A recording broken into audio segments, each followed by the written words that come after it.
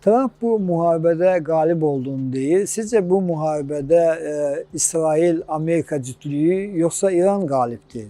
Güc etibarilə maliyyə imkanları, hərbi imkanlar, silah və s. Amerika və İsrail İrandan qat-qat yüksəkdə durur.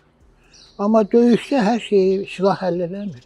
Mənəviyyat, qətiyyət, iradə, bunun da əhəmiyyəti var. İran xalqı qətiyyət, ruhi vəziyyət, yəni mənəvi vəziyyət baxımından qat-qat üstündür. Onların əslində İranda qazanacaqları o qədər də böyük şey yoxdur. Amma sadəcə Amerika hegemonluğunu təsdiq etmək istəyir. İstəyir Amerikan dünyası ömrünü uzatsın. Amma bu baş tutmayacaq. Amerika üzü aşağı gedən bir imperiyadır. Qazanacağı deyirsiniz ki, heç nə yoxdur. Ancaq bilirsiniz ki, Hörmüz boğazından dünya neft ixracının xeyli hissəsi keçir. Bəli. Amerikada Hörmüz boğazından nəzarəti ələ keçirmək istəyir. Bu halda bu nəzarəti ələ keçirə biləcəkmi sizcə? Əvvəla sual yaranır da, müharibə başlamadan əvvəl Hörmüz boğazı üzərində hansı bir nəzarət söhbəti gedirdi? Yox, xeyr, getmirdi. Hörmüz boğazı tamamilə açıq, sərbəst, bütün neft ixrac edən, neft daşıyan şirkətlər üçün açıq idi.